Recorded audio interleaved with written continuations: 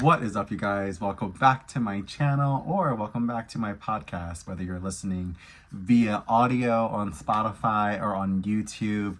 I appreciate you. I love you for tuning in. Today we're getting right into it. Just a cute little Q&A for all the people following for the Love of DILFS Season 2 on Out TV. If you don't know, I made my reality television debut about 7 weeks ago. We are still in the mansion, still competing on this show. Next Tuesday is episode 8, and my inbox has been full of a lot of questions, but ironically enough, a lot of the same questions. So I figured I would compile a list of some of those questions that I get more so than others and answer them here in the video. So anyone interested, either now or in the future of season 2 of For the Love of DILFS, this gives you some insight, some tea, some juicy behind the scenes content, and answers to questions that are bubbling in your mind. So without further ado, let's go ahead and get started.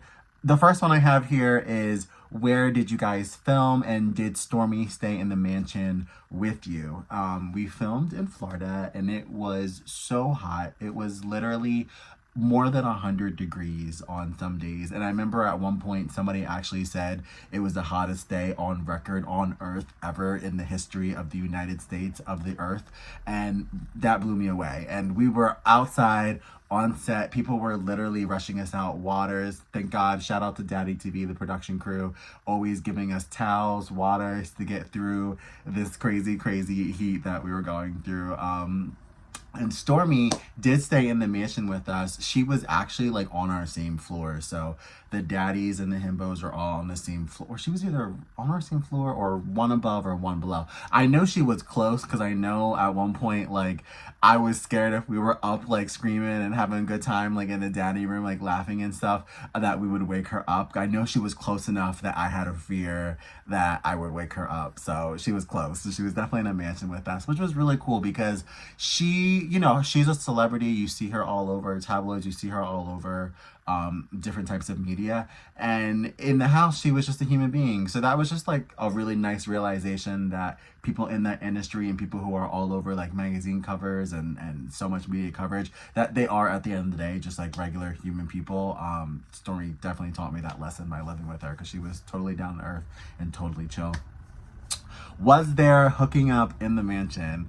Definitely. I mean, you can't put a whole bunch of gays in a mansion and expect for no one to hook up, especially on a reality dating show. I can say this though, I feel like it was very minimal, and only because we were working so hard. We have really long shoot days, and when you're done being on set, like, you're tired. Like, you're not trying to do anything extra or especially physically do anything extra because you're truly exhausted from the long days on set. However, some people did find the energy. They did find the time. That's their story to tell, and I'll just leave that at that.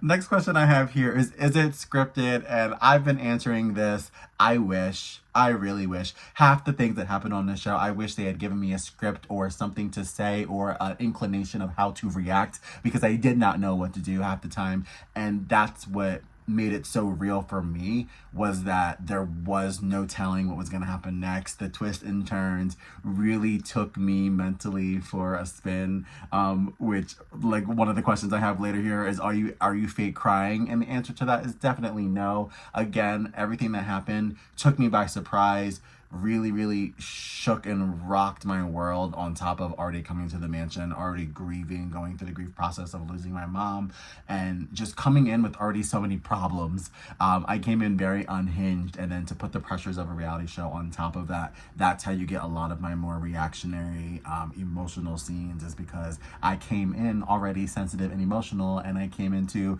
an atmosphere that is meant to make you more emotional and vulnerable, and it was pure chaos, but also the greatest experience I've ever had, and I would do it all again in a heartbeat. Top or bottom? This is a really serious question that continues to pop up in my DMs. Simple answer for that is top. I love me submissive, juicy bottom, and that's that. We're not going to get into the details of anything of that. That's the answer to that question.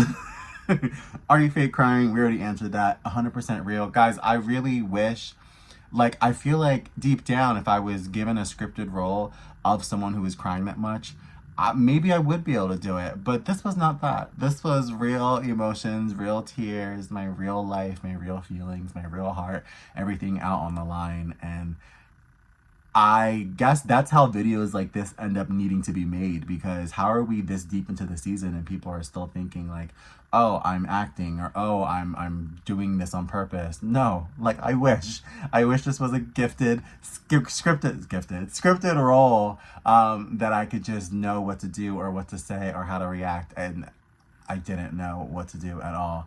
And that's why I look so lost and emotional, because I'm lost for words most of the time. So everything was real. Were you allowed downtime with himbos, or did you have to stay on your side?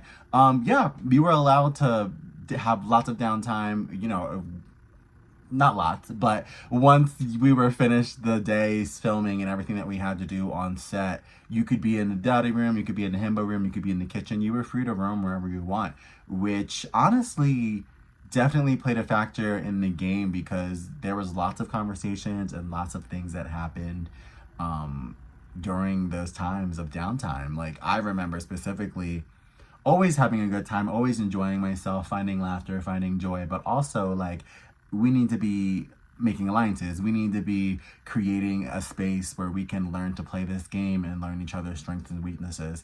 I definitely never turned off. I was very high strung, very competitive during my time in the mansion. So I used my downtime even to get to know my cast members and kind of like, you know, understand more of the game and more of what I was doing there, or I remember specifically, especially like I'd be like bugging producers or going around the house like looking for clues to like what would the next challenge be, or what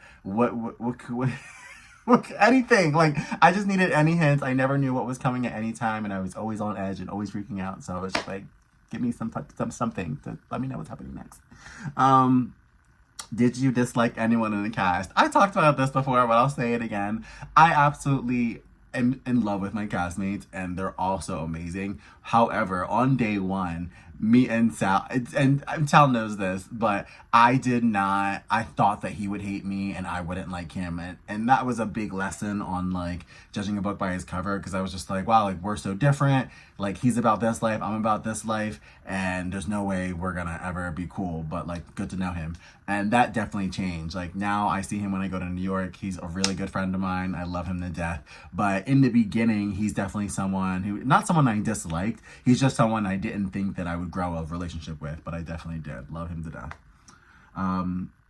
Did you have any crushes on crew members or other cast members? And the answer to this is actually yes, but I will have the answer to that and my top 3 crushes in DILF Mansion over on my Patreon, where you can get extra juicy, you know, just juicy, more videos, more information, more tea over there on the Patreon. So go ahead and check that out over there, and also look forward to more videos coming out over there, more reviews, cast interviews on the Patreon and over here on the YouTube channel. But those are just some of the top questions I've been getting. If you guys have any more, I'd be more than happy to round up the most questions I get again and do a DILF Q&A part 2. So just write the questions down in the comments down below. Let me know what you guys want to know about my experience filming this reality show, and I would be happy to give you guys insight. Thank you so much, and I will see you guys all in the next video. Bye.